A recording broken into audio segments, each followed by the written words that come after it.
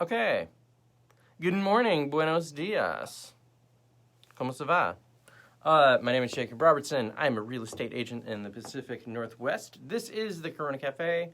It is coming to you live from Facebook Live, or if you're watching it a rebroadcast, maybe you're watching it on YouTube, maybe on Spotify, maybe on iTunes. We're going global with the internet. Good to see you. My name's Jacob. Nice to meet you.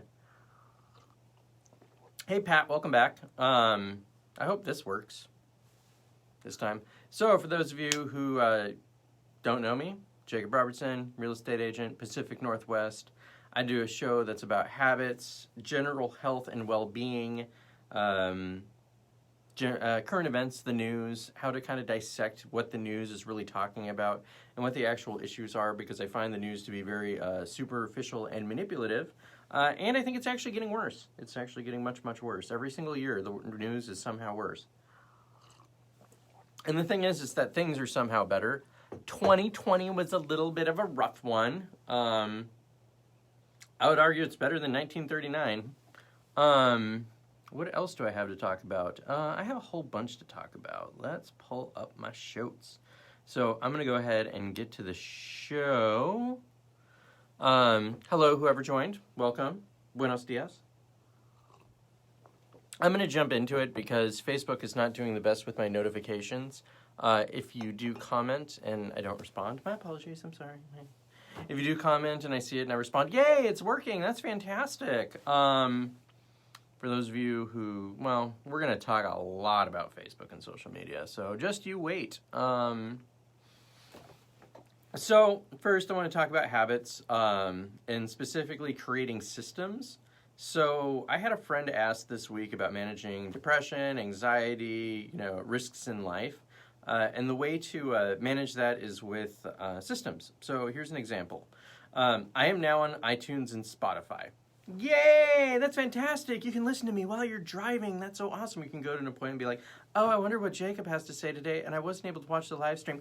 Oh my God, I can listen to him in my car. That's wonderful. Yay! Yes, you could even connect with Bluetooth and hear me surround sound in your car. It's great.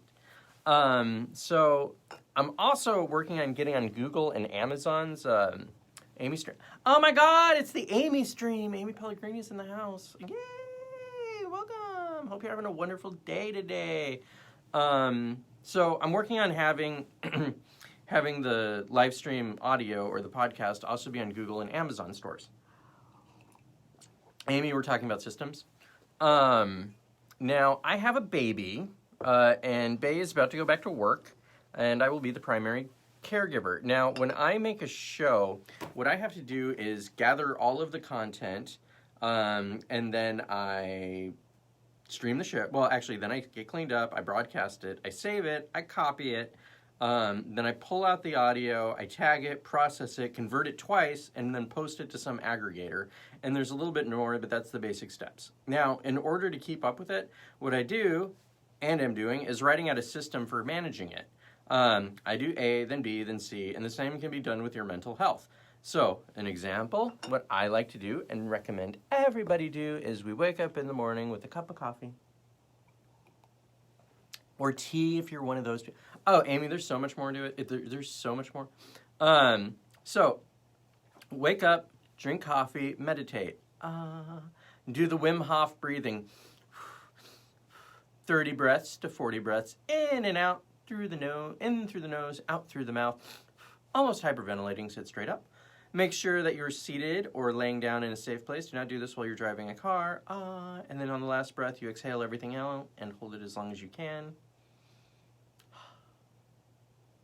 And focus on mental health. Focus on whatever you want to focus on. I personally always focus on letting go. So it's like, brain, please heal my trauma. Brain, please get rid of whatever pissed me off yesterday. And just shed that off. And man, it does. It works really well. Anyways, and then take a deep breath in. Hold it for 10 seconds, let it out. And then do my affirmations. I'm sitting on the moon drinking moon juice and moon teenies, looking at my empire over the earth.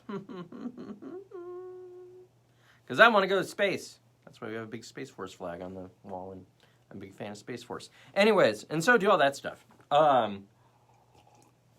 Then exercise, drink water, journal. and then get to it in your day. Something bad happens, breathe. You know, something bad happens, do some push-ups, do a mental check-in, drink water, get yourself like your headspace fixed. That's the best way to deal with your mental health.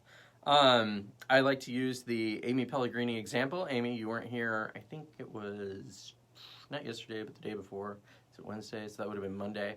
I used you as an example of how to have great mental health. I know, shocker.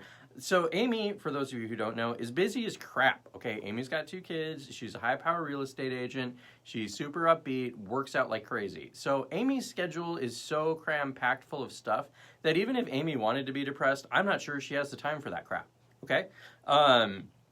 So Amy keeps busy and keeps herself healthy by staying healthy. She eats well, works out every single day, has phone calls and clients every single day, runs the kids around every single day, cooks every single day, and probably does not have time to watch trashy shows and listen to, and she probably doesn't drive around listening to hip-hop music. She's very protective of her brain space. So if you want to take care of your mental health, take care of your body. Take care of what goes into your brain, and you'll be a lot happier. It's going to be great if you don't watch the news, too. So here's a pro tip.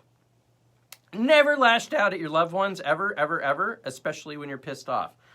Don't snap at them, yell, or say mean stuff. As mad as you are in the moment, you will mess up your entire day. As an example, I got annoyed with my partner, baby stuff, okay? I got a baby. It's really, for those of you who don't have kids, you're going to get annoyed for a minute or two in your lifetime. And really, I was just tired and annoyed. So instead of lashing out, I did some work for the show. I checked out some stuff. What am I going to do? Checked in for a little bit. I did some breathing and was calm within 20 minutes. Now, had I turned that into a fight, we'd have beef for at least a day. It would probably still be tense in my household, and I'd be stressed out about it. And we'd be sort of like, I don't know, there'd be the Cold War thing going on, which we never actually have because we resolve conflict like that. If there's a fight, we just squash it out. Now, had I allowed it to turn into a fight, it would have been bad. And also, I might have felt justified for a minute. Lashing out at people when you're really mad actually feels really good in the moment. And for approximately half a second afterwards, and then the consequence of what you just did sets in. And it ain't worth a day of hell. So an example is you have a half second versus an entire day, which is about 172,000 seconds. So it's approximately 107, it's actually a day is like, doing some quick math here, please forgive me. It's about 75,000 seconds, or 7,500 seconds. 75,000. It's a bunch of seconds, allegedly. No, it's 85. It's like 86,000 seconds. So I'm doing some quick math. I tried doing it to be really clever and be like, oh, so if I just doubled the half seconds and then I subtracted the half second, and then it'd make like a really good point about, is this little bit worth this much shit? And it's not. For those of you listening to the podcast, I did like a little thing with my fingers, and then I did a big thing with my hands. The point is it's not worth it. Just distract yourself until you're over it. Don't lash out at your loved ones in anger in general. Hey, Brian Clark Pellegrini. Not Brian Pellegrini. That would be a different Pellegrini and a different Brian. Where was I going with any of this? Oh, yeah. Just distract yourself. Don't get mad at your loved ones. Don't lash out in anger. It's never, ever, ever worth it. Momentarily, it feels really good, but in the long run, the cost is just way too high. Oh, crap. I didn't draw that. Here, give me a second. We're going to draw a picture really quickly on a... Well, we're not going to draw it on a shit. I can tell you that much. Just a second. I'm going to... I'm going to draw it on a birthday envelope because that's all I got right now, and I'm trying to rush. That one's got writing on both sides of it. Here we go. We're going to draw the crisis pyramid. Hang on. For those of you who are listening, I am drawing a pyramid.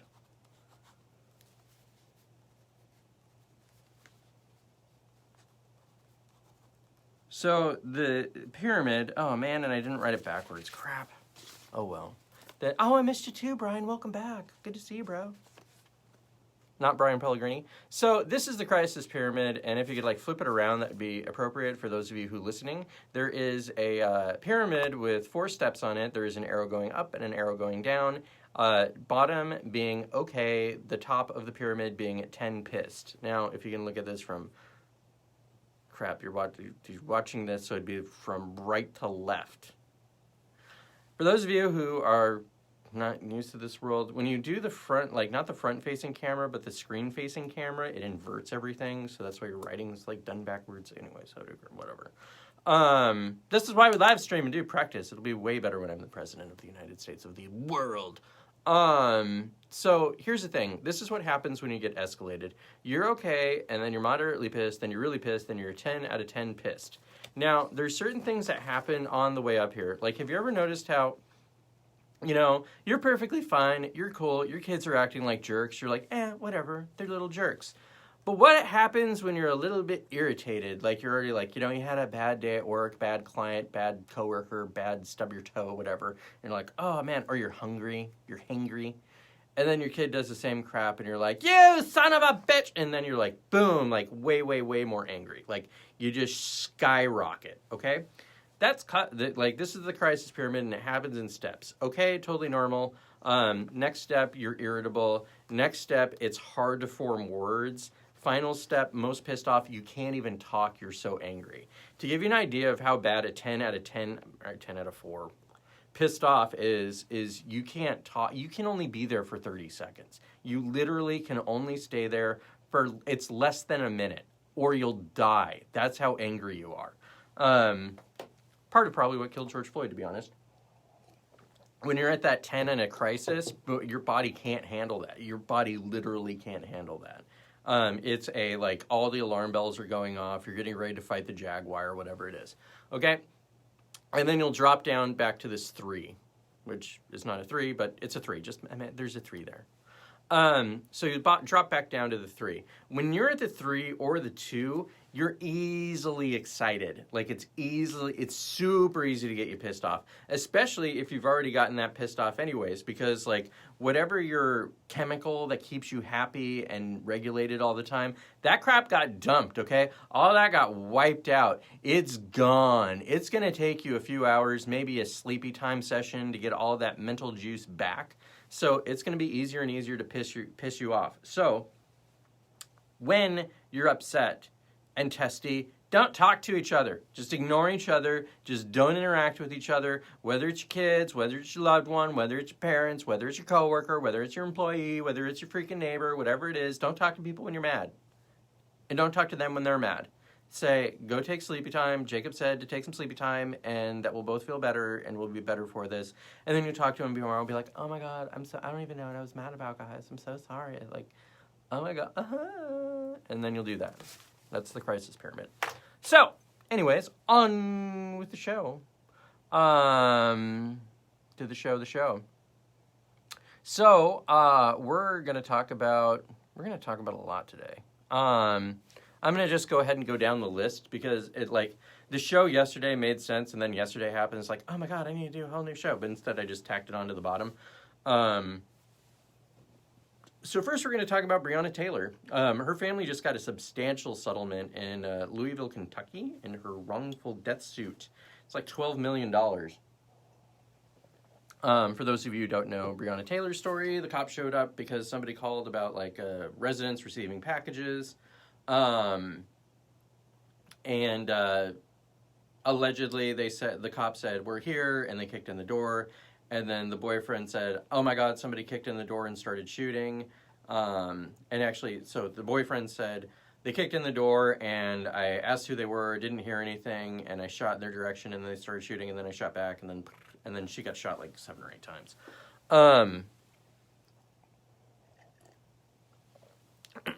Now, where was I going with this? It's unbelievable.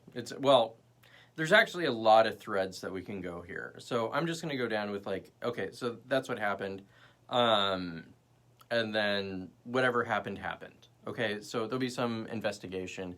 The police report was not filled out that well. there was some suspicion about drug activity in the area. And now people are coming out trying to blast Breonna Taylor for whatever reason. So she's been canonized to where it's like the great saint of Breonna Taylor, say her name and other songs about her and that sort of stuff. And then there's people who are like, well, you know, so she's got a pretty rough past. Because she actually, because it's like, oh, this beautiful EMT was gunned down in her prime. Well, she might have also been a drug dealer in her past. With that said, you know, there's a lot of kids who were drug dealers and like when they were teenagers and then stopped. And I'm not saying she was. I don't know if she was or not. I also think it's fairly irrelevant to this point. There's a lot of people who are drug dealers in high school and got caught up in stuff. They're also kids, okay? Kids do stupid stuff. And it looked like she was turning her life around. So I'd largely argue that that's irrelevant. Also, people who point out that, you know, there's all these black people who go about killing white people and why don't we care about them? They're not the cops, okay? The reason that it's such a big deal when cops kill somebody is because they have this whole weight of the legal system or the judicial branch behind them. Like, they have this monolithic government structure behind them protecting them, and unions and the Blue Shield, as opposed to people in the streets killing each other. It's not the same thing. It's a false equivalence. So stop it with that. Also, well, we're going to talk more about it, don't worry. I'm just going to go with the show. Here's the thing. What happened to her family is unbelievable because I'm opposed to no-knock warrants. I totally am because this kind of stuff happens. A lot of times they'll get the address wrong. And some flizzy crap. It's like, oh, we got a suspicious package. We're going to kick in the door, guns blazing, and then shoot a woman in her bedroom like right as she wakes up 8 times in like a different room. Like, it's just unbelievable. It should never happen. And the taxpayer is going to be on the hook for this. So I'm not sure if you're aware of this. This is just a little side note. A lot of cities don't carry insurance because it's so freaking expensive because of cops. So instead, whenever there's something like this that pops up, they just go ahead and pay for it out of the coffers of the municipality. So it's entirely possible that the people of Louisville, Kentucky are going to be paying $12 million. That could have gone towards, you know, more cops, teachers' wages, infrastructure projects, that kind of stuff. That will be going towards the family of Breonna Taylor. It's a bigly cost. It's a really bigly cost. So here's a big mistake that Black Lives Matter is doing by focusing only on black people. It's one of the many mistakes that they're doing. You should read about Ryan Whitaker and Daniel Shraver, both of who were in Arizona, and both cases are absolutely outrageous. Absolutely freaking outrageous. Check them out. Watch the videos. Don't watch the videos. Don't watch the videos of Ryan Whitaker and Daniel Shraver being killed by the cops. It will upset you for days. Like, it's really upsetting.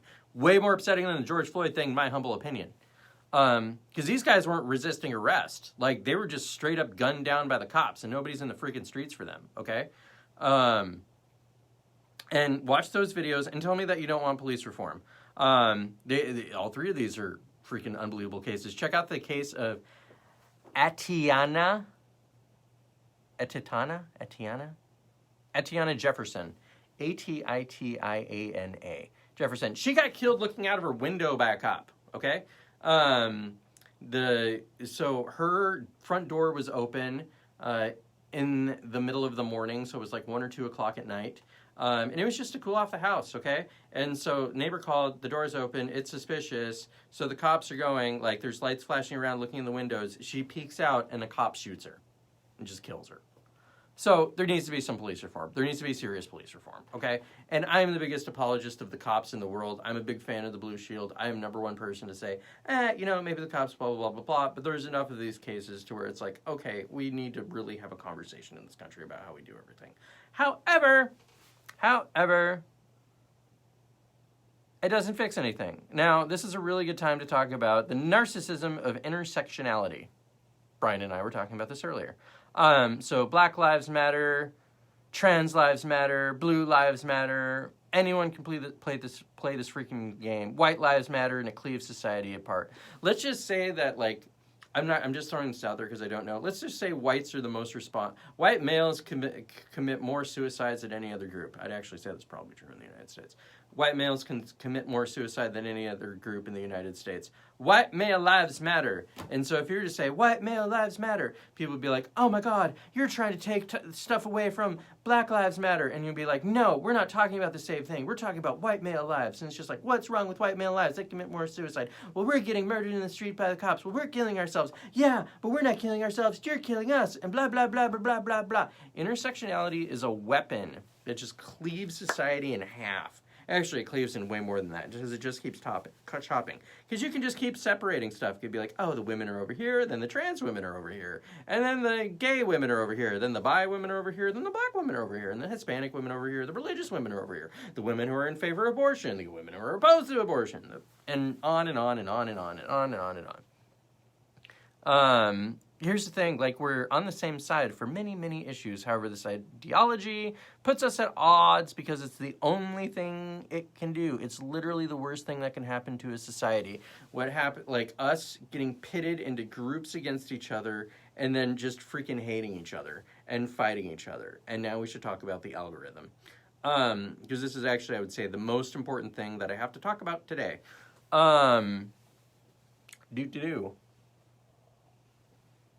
By the way, I got a great show. I really got a great show. This is just like, that was just the beginning.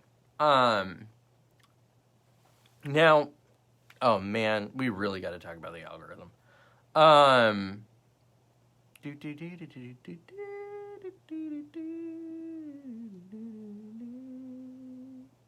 Actually, we're going to talk a little bit more about Black Lives Matter. So, there's a city council meeting in, where is it? Minneapolis. And they had the chief of police come out and they're like, hey, chief of police, we keep on getting complaints from our constituents about lawlessness and crime and muggings and assaults and burglaries and street racing. What are you guys doing about it? And the police chief's like, what? Well, you defunded the police. Remember that when you were like, oh, we're going to cut the budget? And you guys like just demonized the police, and one of our stations got burned down, and all these cops quit, and then you just released people who kept assaulting cops on the street, and people who kept breaking the law, you just released them over and over and over again. Remember how you did that? Well, that didn't turn out so well. And then the city council is like, police, you need to fix this problem. And then the Minneapolis police are like, it's impossible for us to do this. So here's a crazy thing. The cities that have had riots and lots of problems are swinging to Trump. Huge, like big numbers, shocking. I know, shocking. There's people in freaking Minneapolis, Minnesota, of all freaking places in the world that are going to be voting for Donald Trump. Because of the stupid crap that the Democrats have done this year. Like, it's unbelievable. It's unbelievable. It's unfreaking believable. Let's get rid of cops. It's the greatest idea that we've ever had. Oh my God, let's shut down the economy. Make sure nobody's going to work, and then let's get rid of police, and we'll see what happens because everybody's a racist. And you will get banned from Facebook if you disagree with me.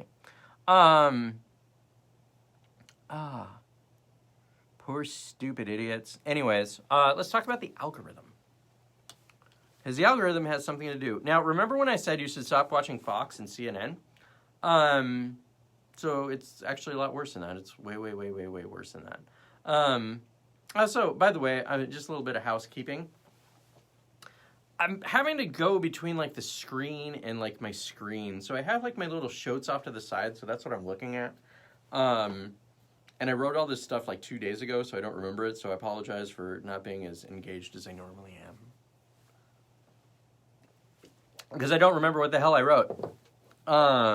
And so then I'm like doing memory and blah, blah, blah, blah, blah. But this is why we do it, and we practice, and we'll get better at it over time. And this is why we create a system for doing things and a habit of doing things. As you do it over and over again, it gets better and better. Much like my Turkish get-ups, we're at 53 pounds. Where was I going? Actually, I don't know. If Amy Pellegrini and Pat are here, we'll still talk about something. If you're not, I'm going to skip over that topic. Because you're the two who would care the most. Brian already knows all of it. Because Brian and I went down a rabbit hole. So, remember when I said you should stop watching Fox and CNN? It's worse. It's way worse than that. So, for those of you internet junk... Oh, you are still here, Amy. Whoo, boy, you care.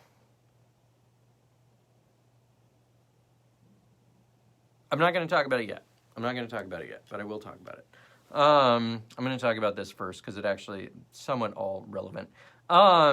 So for those of you who are internet junkies and sleuths, you'll remember when clickbait became a thing? Like, remember when you're like, oh my god, like, everybody would just share pictures of food and cats on Facebook, and Facebook was like cat book. Like, Facebook used to be like, oh, sort of like, it was boring MySpace, and everybody played freaking Scrabble and Words with Friends. That's all they did. And then, like, Zynga was a thing where it's like, oh my god, what are we going to do with this Facebook? Maybe it's going to be a great thing for, like, you know, games. And so there were a bunch of big app games, like Farmville and all that stuff. And then it was... like us, and so like businesses would put like a thumb in front of it and say like us on Facebook because they thought it was going to be a great marketing thing, which apparently that was the winner. Winner, winner, chicken dinner, good for Facebook business and ad space, advertising. Anyways, and then what happened is around 6 or 7 years ago, marketing companies and publishers became desperate to get traffic. They were losing so much like eyeball space to specifically Facebook, and there were other ones like, you know, Twitter, Tumblr, YouTube is another one.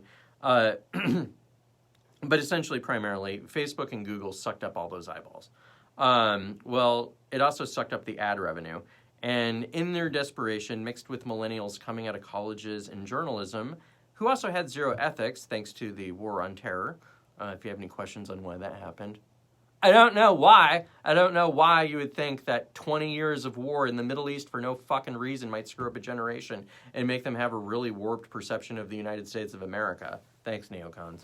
Of which I was a neocon, so thanks, Jacob. I didn't know it was going to happen. I thought we were going to be out in a week. Whatever. Anyways, they started cranking out fake news, or not fake news, but clickbait. So, like, do you remember when clickbait became a thing? It was suddenly like, oh, da-da-da-da-da, and then you just see, like, crazy article about the Kardashians, crazy article about Kanye. Did I put Kanye in here? Okay, we got to talk about Kanye. Kanye West. Thank you, Mr. West. Because, no, seriously, Kanye's doing some crazy shit right now. Kanye's doing some huge stuff right now.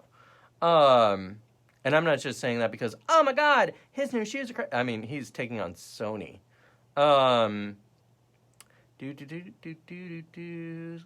we're coming back to where we were. So what happened is you had a bunch of millennials start cranking out, like, clickbait ads. Or clickbait links for stories. So it'd be like, oh my god, you wouldn't believe how crazy this blah, blah, blah is. And so then he did make that pitch famous. Thanks, Pat Nice. You're absolutely correct. You're welcome, Taylor Swift. Good job. That's really good. I'm proud of you. Where are we going? Kanye West. Kanye West. Let's just talk about Kanye. Okay, no, we're not talking about Kanye. Zero War of Ethics. Okay, so actually let's talk about these little millennial journalists cranking out clickbait. So you have these little millennials come out, and they are the product of helicopter parents. So basically they were raised in little safe spaces, and then they just started demanding everything be spaced, and they can't be offended, otherwise they start lashing out and getting pissed off and everything. Well, these kids wound up getting journalism degrees, and as journalism started collapsing because of ad revenue dropping, a whole bunch of big journalists started just retiring. They're like, hey, there's no point in me doing this, you know, I've got enough saved up, I'll go ahead and leave the New York Times and whatever. Well, what happened is these kids, like, journalism used to be a trade. Like, you'd write for your local paper, work for a local radio station, then maybe you move up to a local television station, then maybe you get picked up by the big network, and then maybe by a big publisher, and then you become a big dog at the New York Times after 20 years of, you know, grinding your teeth. Well, a whole bunch of people left, and then all of a sudden a bunch of kids from Ivy League schools, from ultra privileged backgrounds, wind up getting indoctrinated with communism and zero fucking world experience. And then, boom, they wind up becoming a writer for the New York Times, and they're not even 30. Uh-oh, And they also get indoctrinated or like go in when clickbait winds up becoming a thing. So they just start writing fake articles. Well, fake headlines for articles to get people to click on them, and so then they get the eyeballs. So what happens is people wind up getting like, they get wise to the game. They're like, you know what, this is just a bunch of clickbait, blah, blah, blah, blah, blah. Well, around 4 or 5 years ago, actually it was about 5 years ago, Facebook discovered that conflict and outrage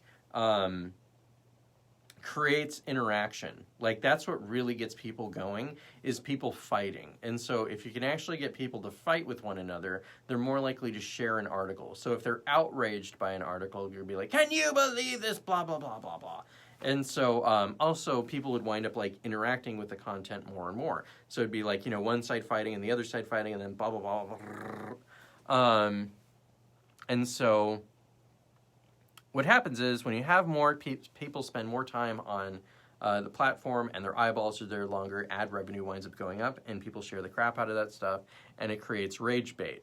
So articles and videos that are designed solely to piss you off just to get more shares. And the algorithm's been trained to do this. It's not like, I don't know if this was a deliberate thing that happened as a result of what Facebook did. It's more so that you had like a bunch of people who were writing articles and looking at what was happening, and that mixed with like the ranking of stuff. So like the algorithm will be like, oh, wow, this is shared a whole bunch. Boom, this is shared a whole bunch. And then people look at what's getting shared a whole bunch, and then they start writing content that's geared towards gaming the algorithm. And then it just fed it to where it just got inverted to this system designed to piss people off. That's what Facebook's turned into. It's turned into a rage machine.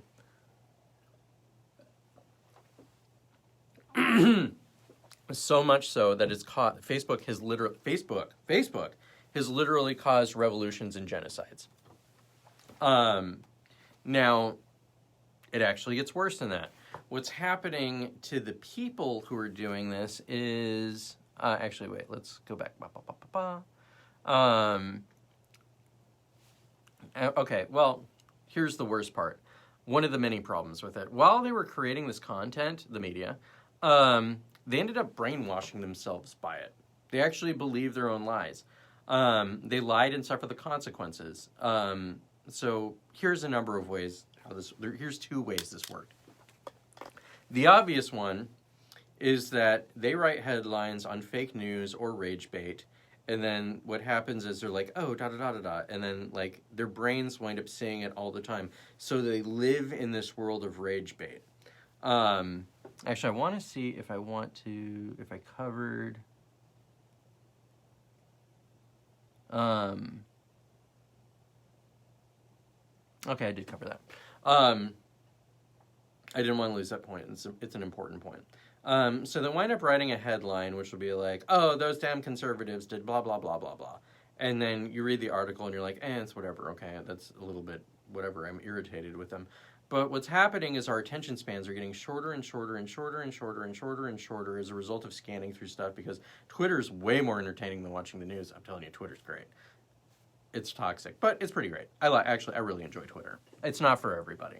If you get angry looking at your phone, I don't recommend Twitter at all. If you can actually, like, if you're somewhat dead inside, hey, Twitter's great.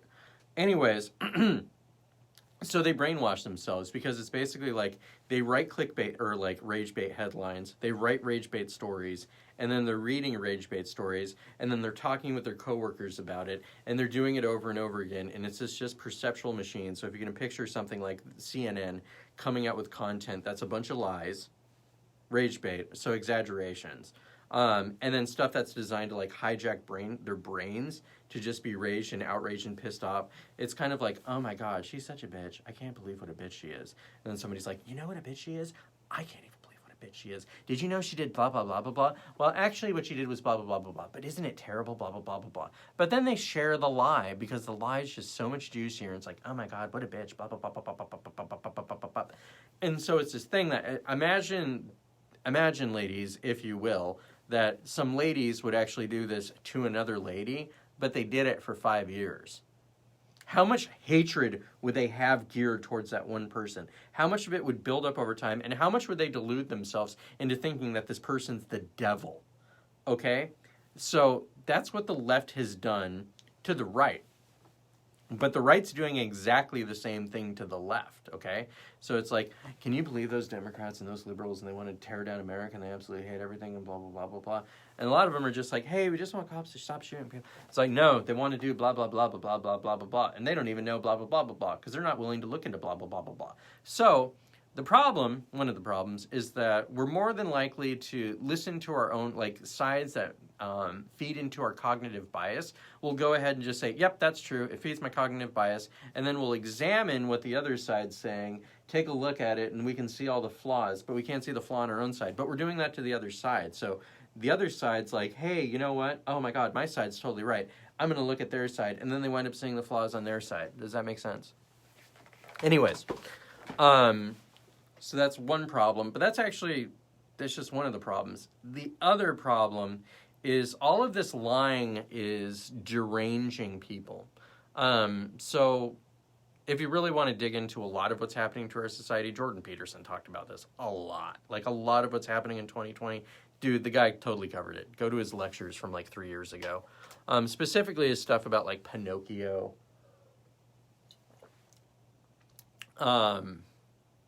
Pinocchio or any of his stuff on intersectionality. That'll cover a lot of it. Anyway, but I'll save you some time. So what happens is when you lie, you tell a known falsehood, it really starts warping your identity and who you are. Because there's one part of it which is like, okay, so here's a lie, and now I'm responsible for both the lie and the truth, okay? So I need to juggle both these things in my head. Somebody I saw refer to it as the Hydra. Because what happens is, like, you now have to be responsible for the lie and the truth. Uh-oh, the truth slept out, now you have to cover for the lie. So now you create another lie, and then another lie, and then another lie, and another lie, and another lie, and another lie, and another lie. You should just be honest. You know why? Because then you don't need to be responsible for crap, okay? It's way more simple to just tell the truth all the time. You don't need to juggle shit in your head. Anyways, so you got to be responsible for these lies, and so it starts making you like kind of neurotic, and you're juggling all this stuff, and wait until you get found out, and blah blah blah blah blah blah blah blah blah blah blah blah blah blah blah. Best example in the world is Anthony Weiner, politician back in the day. If you don't know who he is, I'm not going to go into his story right now. His name says enough. His name says it all. Anyways, so that's one side of it. Another one is it starts bending your perception of yourself. Not just based on, like, the juggling lie part of it, but it's like, if you're willing to... Let me think about this.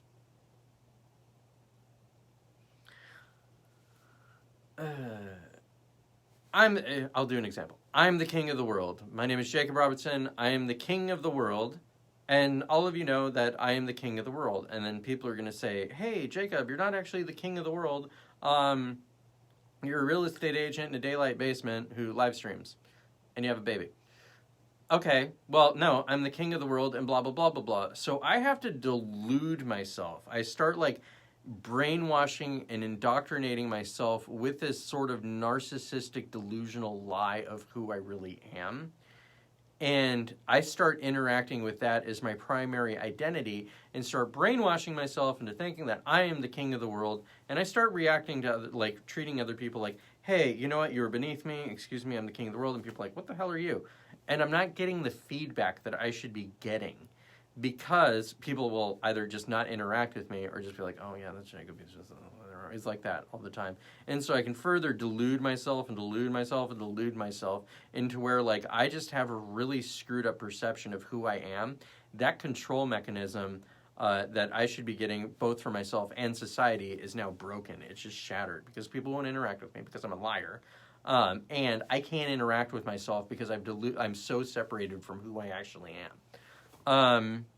That's what's happening to these journalists and the people who are sharing this content. Not only are they just lying and lying and lying, they're creating fake identities around their lying.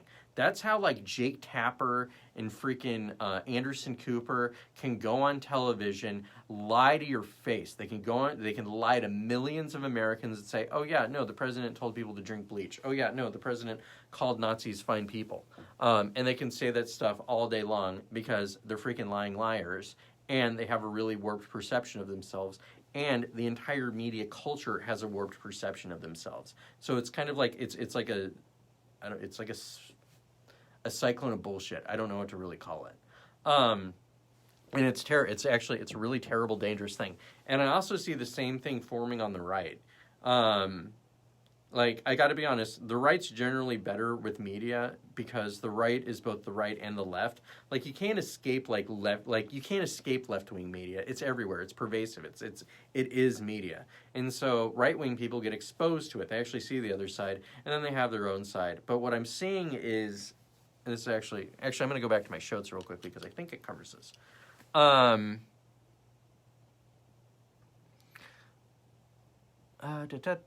Please forgive me for a second as I read this. Oh, God, that's so much worse than what I was going to say. Okay, I'm just going to read what I wrote because that's pretty sums it up. So here's what happened. The algorithm got trained to reward the lowest common denominator for both the left and the right, and that's what gets rewarded. It's also circling down the drain. And it gets worse and worse. The best example is how the left believes Trump told people to drink bleach. Jake Tapper and Anderson Cooper still push that one. Don't trust people that lie to you. Don't trust mental real estate. You'll suffer the consequences. That actually wasn't as great. I should have just stuck with the first sentence. Here's the thing. So the algorithm is rewarding stuff that gets shared all the time. Now think of not the lowest common denominator, but the medium common denominator. So there's the conversation that you and I are having right now, or you who's listening to. But for the ladies who are watching, hey. And Brian, if you're still here, hey. There's the conversation that we're having, which I would say is probably up here. It's a higher level conversation than which is going to be like the lowest common denominator. What gets shared is stuff that people with double-digit IQs share. That's it. So it's a race to the bottom as far as news and information. If somebody with like a 98 IQ likes, gets it, and shares it, that's what Facebook's going to rank higher. So it's basically like people are going to read an article and they're going to say, oh my God, this is the best thing I've ever seen. I'm going to go ahead and hit them with a stick. That's what gets shared all the time. And then Facebook's algorithm starts searching for that data. It's basically like, and it becomes an aggregator for that information. So an aggregator is something that spits out the information. So whatever's like, I guess you could say whatever's dumb gets rewarded. Not dumb, but like surface level gets rewarded. And people just want they just want their cognitive biases fed. Like, we all want it. We all love being right more than anything else. That's why my show pisses people off all the time. I'm just like, hey, fatty, stop being fat and stupid. Go for a walk and get some sunshine and stop being such a little bitch. Jesus. People don't like hearing that, to be quite honest. They don't. Fat little bitches don't like hearing it. Where's my point, though? That was my point. I think I beat this horse to death. The algorithm's making everybody stupid. The algorithm's making they're also siloing them. That was really the point. So basically you have like this left-wing silo and this right-wing silo, and they're getting dumber and dumber and dumber and dumber and dumber and angrier and angrier and angrier at the same time. The algorithm also is like, it's Twitter, it's Google, is making people dumber and angrier at the same time. And it's even worse because it's mixed with COVID. So we're all stuck at home. A lot of people are just stuck at home looking at their phones, getting angrier and angrier and angrier and angrier and angrier and angrier and angrier. And I don't think it can be fixed, if I'm going to be perfectly honest. I don't think that it can be undone because people want their money. Amy, do you want your Facebook stock to go down? Google stock? Does anybody want their Apple stock to go down? Anybody want them to make less money? Do you want your 401ks to lose money? Nope. And so let's just say that the CEOs tried actually doing something about it. The boards would remove them. Boom. Put it up somebody. Oh, that person would do it. Boom. Remove them until they find somebody that actually will. There you go.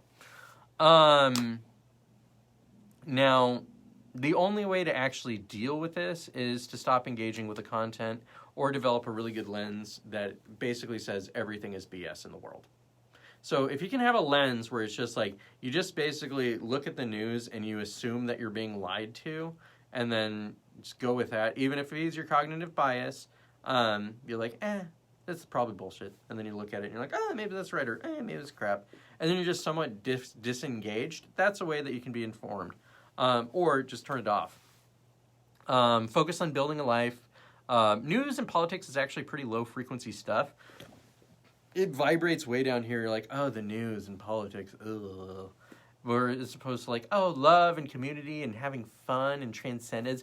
I'm going to go out with my friends, my neighbors, my family, and we're going to be so happy, and we're going to have all these good times together. Yay! That vibrates way, way, way higher. So does transcendence, way higher.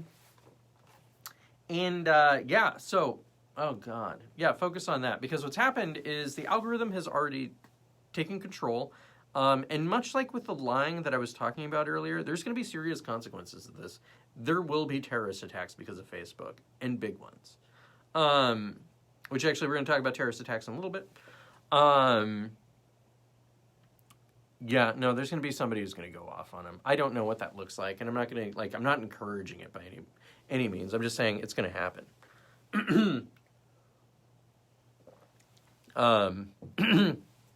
It might be some crazy tinfoil hat wearing person who's like, oh my God, Facebook doesn't want us to know what's happening about COVID. Or maybe it's somebody who's like, kids, like family got killed in a Black Lives Matter protest. Whatever it is, somebody's going to go ham. I'd say it's inevitable at this point. And as they're getting fed a diet of rage and rage and rage, it's just going to get worse. Now, here's another worse part. This fake content is actually being accelerated by foreign actors. They're deliberately gaming fake news and boosting it. So you have these stupid articles on the left and the right. We're just going to call them the left and the right. They're siloed. There's very little, well, I'm just going to call it, just for the argument's sake, we're just going to go with this, left and the right. So there's armies of Twitter bots on the left and the right. That are basically like, oh yeah, Donald Trump, greatest thing you've ever said. Oh my God, Donald Trump, worst thing you've ever said. Oh my God, Joe Biden, best thing you've ever said. Oh my God, worst thing you've ever said. It's like a shocking percentage. It's double-digit percentages of bots. And so what happens is, and I've seen like threads to where it's like 90% bots are commenting on like these threads.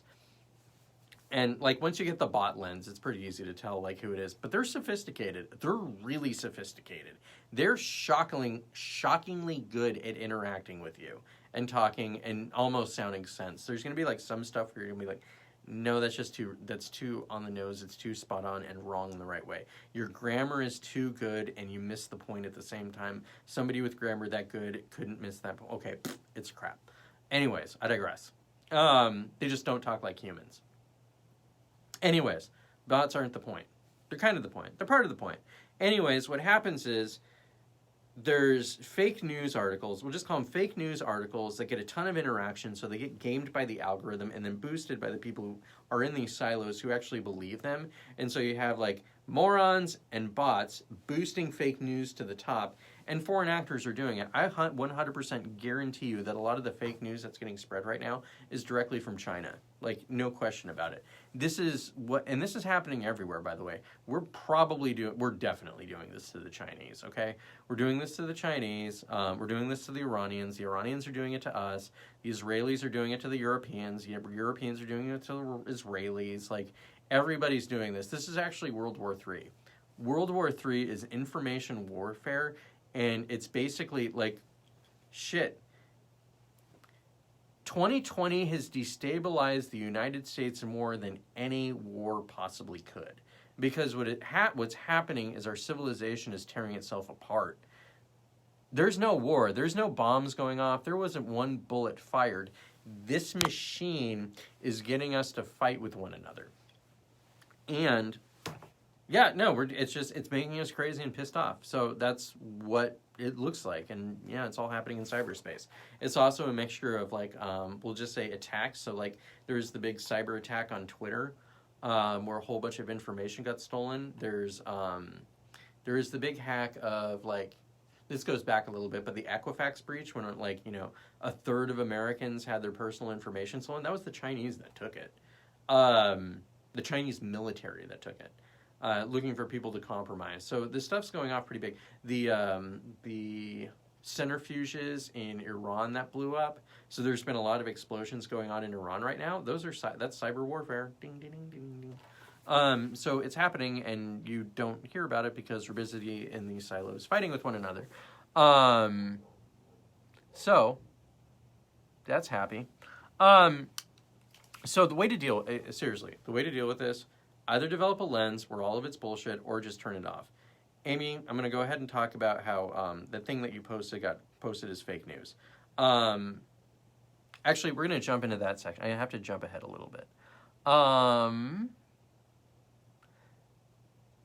Let me see. So Snowden was on the Joe Rogan podcast yesterday. I encourage you to watch it. Anytime Joe Snowden talk, I recommend listening to it. I'm a little sick of Joe Rogan at this point, to be quite honest. I'm really sick of it. And I can't always listen to Edward Snowden. Those two have a great chemistry for the most part. Really informative conversations. And so what Edward Snowden talked about was there's a couple of big stories that came out. One was there was some appeals court or appellate court that looked at the Snowden revelation and what the NSA was doing, and they determined that what they did was illegal. Okay, 7 or 8 years later, okay, great, thanks, Edward. But no, what the NSA was doing was totally illegal by wiretapping everybody in the United States after Obama said they're not listening to your conversations, and James Clapper straight up lying to Congress about it. Straight to congressmen's faces who knew he was lying, but they couldn't say anything about it because they've already been implicated in the NSA's lies because they would be leaking classified information. And Clapper knew that. These freaking people are... anyways, we're not going to get too much into this because it'll just drive you crazy. Here's the thing, because when I was talking about terrorist attacks, so all of this big Patriot Act NSA giant data grabby stuff was designed to protect us from terrorist attacks. Do you know how many terrorist attacks it stopped? Because they told us, oh my God, there was like 40 terrorist attacks that would stop big ones too. Zero. The big zero. The NSA created an apparatus that spies on every single American. All the metadata, every time you're driving around with your phone, every phone call, every email, every text message, every interaction, everybody you know, when you wake up, when you go to sleep, who you're interacting with, where you go to eat, what's in your bank account, all of that information that they have been grabbing in order to protect us from terrorism has not stopped one single fucking attack. Not one. So, is it about protecting us from terrorist attacks, or is it about power and leverage used to blackmail people who are powerful? Which is where this is actually where I was headed. You need to be careful with your iPhones because iPhones are the most compromised phones out there. Not compromised, but they're the most targeted phones out there. So an example would be there's a program called Pegasus it was created by an Israeli firm which their whole thing is targeting people and like to the highest bidder. So let's say some Saudi royal wants to get some dirt on a politician so they can get them to vote in a certain way. What Pegasus does is everything that it possibly can to compromise that individual by going after their phone and hacking into it. One of the exploits is if you get a text message that has a link on it from a suspicious source, never click on it. Because what happens is if you wind up clicking on it, it's going to hijack it's going to take you somewhere, and it's basically going to hijack your browser. It's going to take all your passwords from your browser, but it's also going to leach out from your browser. It's going to take over other parts of your phone. It's going to be embedded freaking everywhere. Then we also have like fake news. Well, actually, not fake news, but you have like Facebook spying on you all the time. So Facebook's following absolutely everything you're doing. Google's following everything you're doing. Amazon's following everything you're doing. And Apple. So Samsung, all of it. So the only way to really deal with that stuff is to just stop. So Amy, like I was talking about earlier, like if it turns out that so to the article that you published, the reason I haven't talked about what that lady's been saying is I haven't been able to verify anything that lady said. But let's just say it turns out that she is accurate and that the the Chinese government or the Chinese military created COVID and leaked it deliberately. If it turns out that that's true, and then Facebook keeps doing its shenanigans. Keep in mind, like, Facebook is saying that Kyle Rittenhouse is a mass murderer. The Kenosha kid, the only thing you can say on Facebook is that he's a mass murderer and you can't raise funds for him. Turn it off. Delete your Facebook account. Delete your Instagram account. Delete your freaking Twitter account. Get rid of your smartphone. Just work from your laptop and get a dumb phone. That's it. Seriously. The only way to deal with it is to just stop. And not give our information to these people anymore. That's the only way to deal with it. Long term. I am in a position to where I am not going to not deal with it. Because I want to be an influencer. I want to talk to the kids and say, hey, guess what, kids? You know what? And my whole business model is based on being really, really exposed and out there. So the other way to deal with it is to also just be like a moral and good person and not do anything. So like I was thinking about this, which is like, you know, as things progress, I'm just not going to drink in public. Like, I'll drink with my wife and that's it. Like, if I start networking with people in, like, D.C. or Boeing or whatever it is, no drinking for Jacob, no drugs. Nothing that could possibly compromise me. Also getting really, really... Well, actually, if I make a lot of money doing this, I'm going to get coached from some big heavies on how to not get in trouble. I digress. The Facebook is throttling me since I started throttling Facebook. Oh, yeah, no, okay, that reminds me. Thank you so much for saying that. Really appreciate it. Yeah, no, absolutely. Facebook's a fucking nightmare. Okay, guys, I gotta be honest with you. Facebook's terrible. What Facebook really is just, it's awful. It's an awful, awful machine. We'd be better off if it was never invented. And I'm not, that's not even hyperbole. We'd be way better off if it was never invented. And we could also destroy it in a second if we all just logged off. That reminds me, we finally raised funds for a computer. Thank you, everybody who contributed. Some more than others. Thank you so much. So the computer fund has been filled. Gotta wait for the checks to clear. We will be getting that computer in the next couple weeks, which will allow me to do a multi-stream. So, as opposed to streaming directly from Facebook and then rebroadcasting at other places, I will be able to take that stream to all the other places at the same time. So it will be going out to both Facebook, YouTube, Twitch, and whichever platforms I pick, whichever ones I decide. And it'll get blasted out to all of them at the same time. And so if Facebook throttles me, it's completely irrelevant because it'll also be going out on YouTube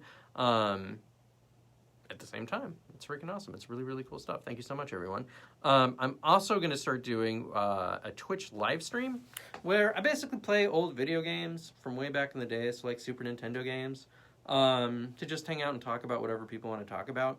It might be newsy, it might be habits, it might be investing, whatever people want to talk about, but basically like just a hang out and chill with Jacob hour. Or 4 hours, because you got to talk for a while on Twitch. And that'll be like twice a week.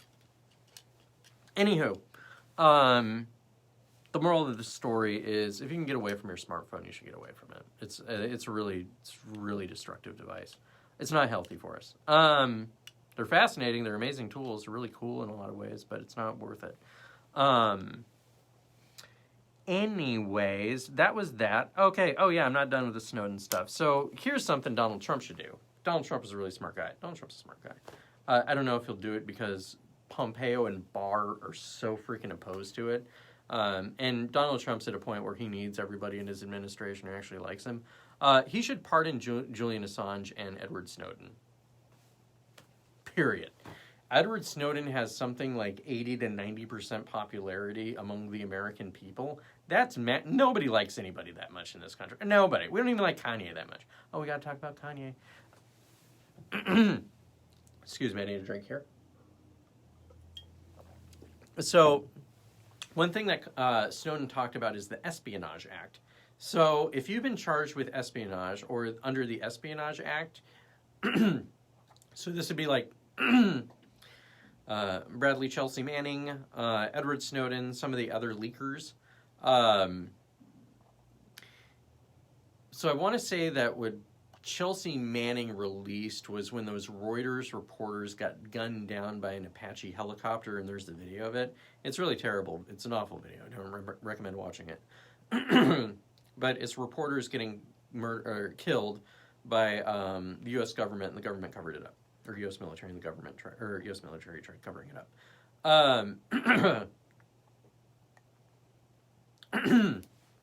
Excuse me. Ha ha ha ha. If Chelsea Manning was brought before an espionage court, he wouldn't be able to tell you why he did it. Your argument for defense is not allowed as a defense. It's not allowed in there. You don't get to testify in your own behalf. That's how nasty these courts are. So here's the thing. So Julian Assange getting pulled there is different than Edward Snowden getting pulled there or Chelsea Manning. Chelsea Manning and Edward Snowden are whistleblowers. They're people inside the system who went to people outside the system who are journalists who put that stuff out there. Julian Assange is a journalist. So what's happening is it's the U.S. government going after a journalist for espionage. Uh-oh, what does that mean? Well, it means that the U.S. government would be able to go after journalists in the future for releasing this information, not the whistleblowers. That means that publishers, if the New York Times were to come out and say, hey, guess what, guys, the U.S. government's doing something really, really, really bad, the U.S. government could come in and charge the New York Times with espionage and shut them down. It is a massive power grab by going after Julian Assange.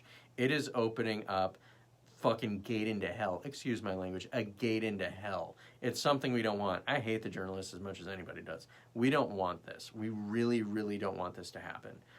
Julian Assange has released more corrupt crap that's going around the globe than any other human being in world history.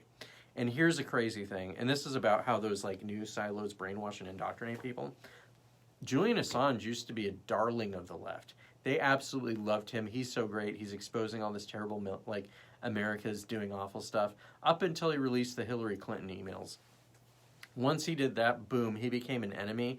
And because of MSNBC, by the way, is basically a CIA op. But you have, like, Malcolm Nance, who's one of their, like, security specialists. They're basically, like, WikiLeaks is Russia asset, because MSNBC was, like, huge in the Russia collusion hoax stuff. Like, huge, huge, huge. Every single day, Rachel Maddow, drip, drip, drip, drip, drip, drip, Rachel. Every single day, she blasted this stuff out about Russia. Like, for over 2 years, okay? And then they also like, oh yeah, WikiLeaks is a Russian asset. WikiLeaks is Russia. WikiLeaks is Russia. WikiLeaks is Russia. To the point where the left absolutely believes it. You know, Julian Assange winds up talking about how there's oil companies bombing each other's oil rigs in Africa. Documented, provable. Okay, but no, he's a Russian asset. Anyways, and so Julian Assange exposed stuff across the entire globe. So he's technically a journalist and a publisher. They're going after journalists and publishers. It's a real bad precedence that we don't want to have happen. And Barr and Pompeo are both in favor of it. And the reason is that power wants more power, if you want my honest opinion. And I actually like Barr and Pompeo, don't get me wrong. I actually do like those guys. But I find that the state always wants more power, regardless of who's in charge of it. So that's that. Oh, defunding was a bad idea. Whoa, it just didn't turn out too well in Minneapolis. Crazy, Jacob. I knew somebody who said that. His name's Jacob. Oh, and this is actually related. We're going to do a couple of more headlines and then wrap this up. We're going to talk about Firestarter. So there's some crazy asshole who started a fire in Portland on like side of one of the freeways. Oh, well, Portland's a catch and release place where it's basically like, oh, you're arrested. Okay, we're going to let you back out. The dude went out and set 6 more fires instantly. Just went down the freeway and just started lighting fires. 3 of them were put out by emergency response. 3 of them were put out by just concerned citizens who came across them and dealt with it. What the hell, Portland? Like, here's the thing. We can't, like, I am all for bail reform. So, like, the BLM, I'm for criminal justice reform, okay? I want bail reform. I don't like the idea that somebody can get, like, locked up for parking tickets over the weekend, and as a result, because there's, like, a big backlog, and they wind up getting stuck in jail for a week, they're not able to make rent because they get fired from their job, and then all these other problems happen because of freaking parking tickets. Okay. I don't think rapists and murderers should be let out of jail. Just don't. And violent criminals. I think arson should be considered attempted murder.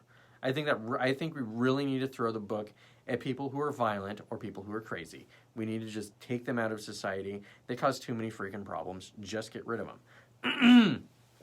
Or get them the help that they need. Violent offenders, like really violent psychopaths, you can't rehabilitate. You can't fix that. You can just wait until they're old. You can also try castrating them. But that's really about it, because you can't change their brain.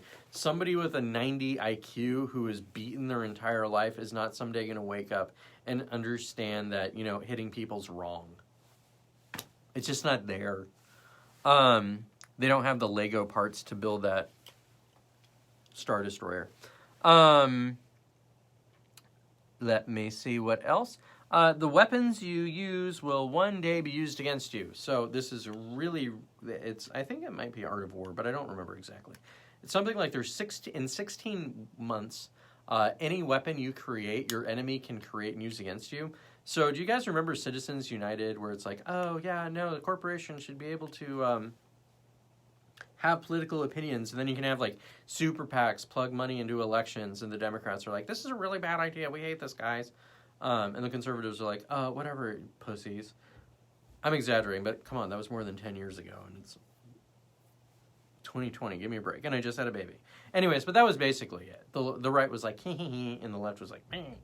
And the argument was that the left controls so much of the media that the right should be able to go ahead and express their opinions however they want to. Well, Mike Bloomberg is pledging $100 million in Florida in advertising. One guy, one swing state, $100 million. That's crazy money. That is a crazy amount of money. That actually reminded me of another story that I'll go ahead and tell you, just to bang through it. Citizens United opened the door for that, I think. Here's another one. So there's like Act Blue, the pact that was raising all the money for Black Lives Matter, and people are like, oh, what's Act Blue? And they're blah, blah, blah, blah, blah. Act Blue raised approximately $330 million for Joe Biden from 4.5 million unemployed people. He raised $350 million from people that don't got a job. And people are saying that seems a little weird, because the amount of money that the Republicans raise from people without jobs is significantly lower. It's significantly lower. Even if you argue, okay, the Democrats are going to give them everything and the Republicans aren't going to, that doesn't matter. The numbers still don't add up. It looks like foreign interference in our elections / foreign money pouring into our elections, probably from Qatar. But that's one you want to keep an eye on. I may not, because I've got enough things to keep an eye on. We finally made it to Kanye. I wish I had my Kanye notes. I was going to do a whole bunch of Kanye notes, but they didn't populate for some reason. Kanye West is going to war with Universal and Sony. He said he refuses to make an album until he is released from his contract. So what happened is Kanye West was looking through, basically he was looking through like people, like pay stubs. He was looking through people who were getting paid, and then he's just like, wait a second, who the hell is this person? Like one of his producers or like somebody who worked on his album. He's just like, who the hell is this person and why is she getting so much money? I don't know who this is. And I know who everybody is. And then he started digging through his contract and just how much money the music industry is sucking out of him. And Kanye West also helped perpetrate a conspiracy theory that Michael Jackson was murdered. Or driven to kill himself just for the publishing rights to his music. Which I could absolutely see. The moral of this story here, sorry guys, I'm out of steam and I don't have my shows. I don't have any shows. The only show I have is Kanye West. Is that Kanye West is trying to expose the corruption in Hollywood and the music industry through contracts and how they totally screw over artists. And basically like just get them into ugly contracts. So what he's trying to do is cause a revolution in the entertainment industry to where all the athletes and all the musicians and all the actors tell the giant companies to go straight to hell. Because Jesus told him to do it. And he's going to be Moses leading us out of the desert. He kind of said something like that. because it's Kanye, and well, that's what you get. Anyways, that's huge. I mean, think about how pervasive and powerful Hollywood and the music industry actually is in our culture. Like, it's massive. It's like, it's half of the Democratic's power base. The other half is Wall Street. That's a gigantic upheaval. If you actually had, like, a revolt among, like, celebrities, that means that they wouldn't have to fall in line with the giant producers and the mega donors and the people who actually run everything. Like, this is such a huge boost to conservatism, because it would give cover for them to actually come out and say whatever the hell they want to. That's all I got. That's my show for the day. Let's leave on a happy note. Kanye West did it. Actually, that's the happy note. We're gonna leave on a happy note. The happy note is oh shit! I told you I was gonna tell you that. I'm gonna go ahead and tell you that. You waited until the end, Amy and Pat. I told you I would tell you. So I've been really careful about talking about the Wuhan lab and how it might be connected to something. So Brian might still be here too. I found a rabbit hole that somebody on Twitter led me to.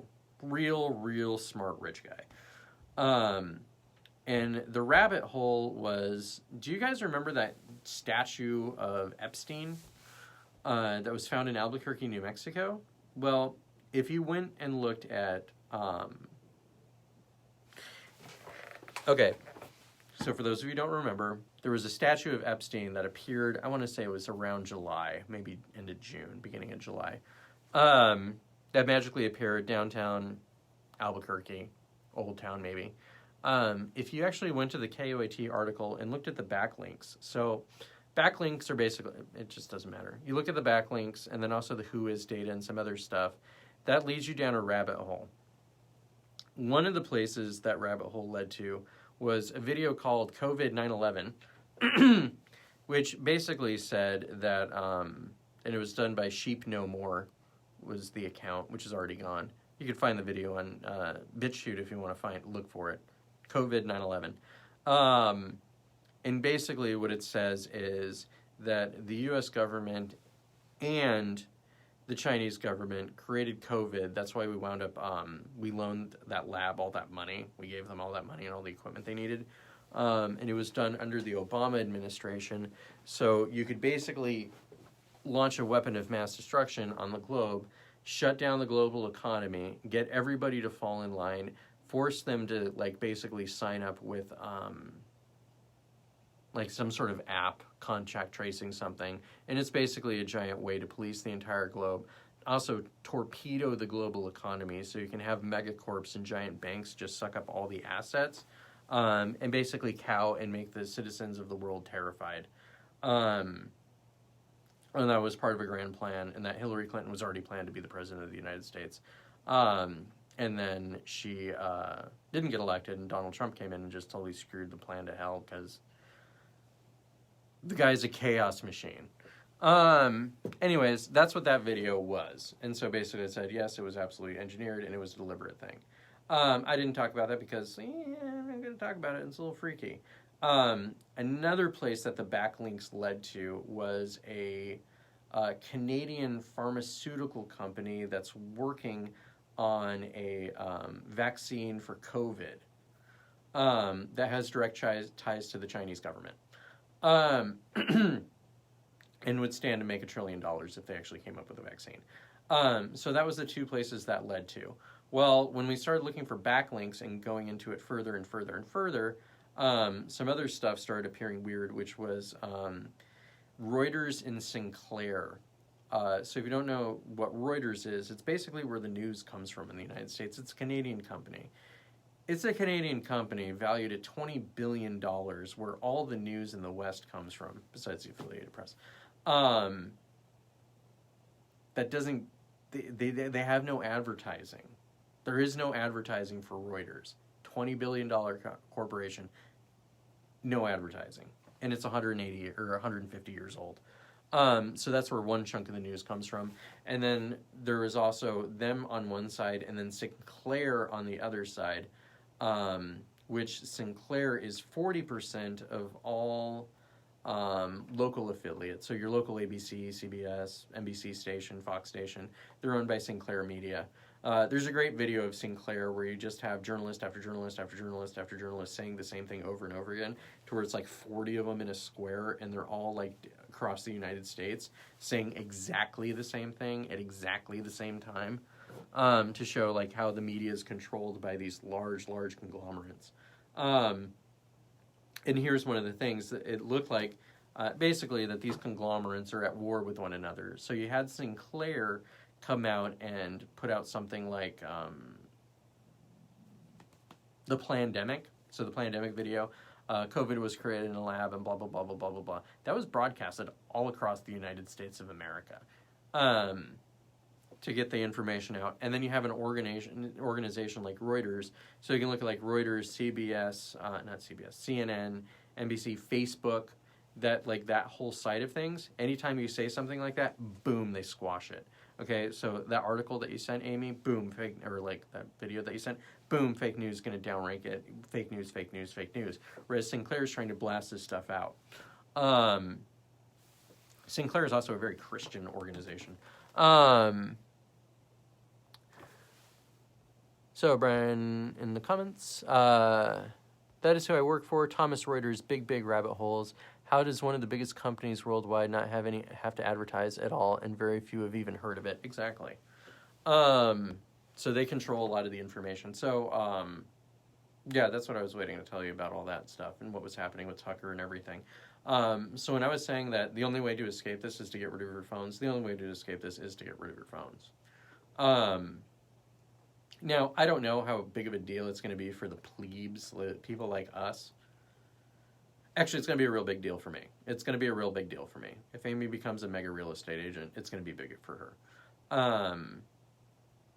Because if I keep doing what I'm doing, I think I'm going to get pretty big. I think I could get 1 million subs on YouTube. If I get to that point, man, these guys are going to be up my butt. Like my gut biome.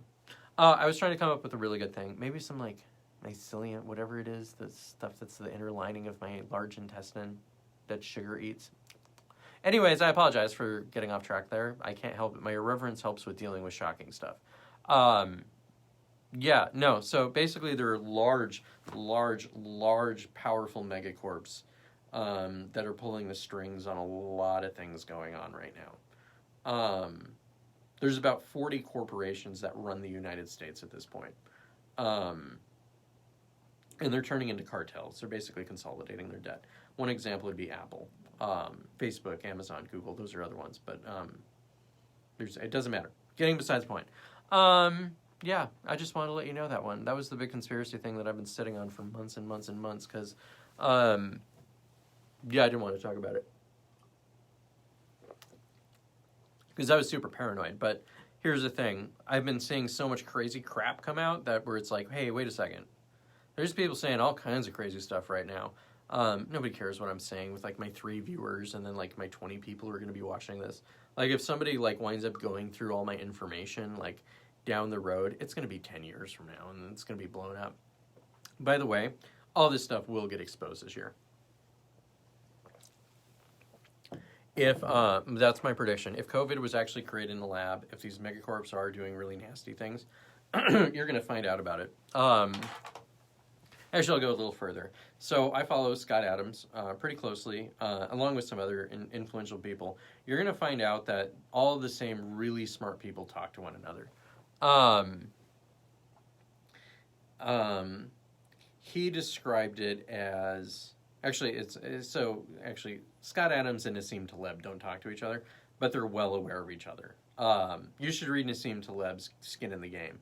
One of the most important books of all time. Definitely in the last 10 years. Like, it's outstanding. It's the book you should read. Scott Adams is really connected. He's really connected to the administration. He described what's happening right now as werewolves and vampires fighting with each other. You have very evil organizations just trying to take each other out. And the intelligence community is 100% a big part of it. But you also have conflicting intelligence agencies and conflicting people in intelligence agencies trying to vie for power. A way of looking at it would be like...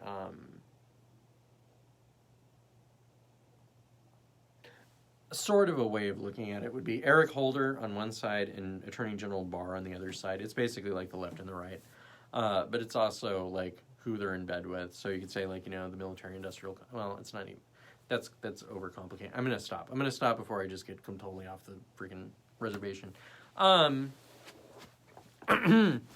I always like to leave the show on a happy note for anybody who's watching.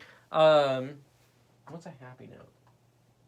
What's a happy note? Something I can think about that makes me really happy.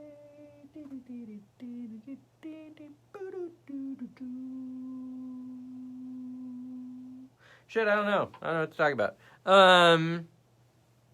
Let me think about this. Coffee.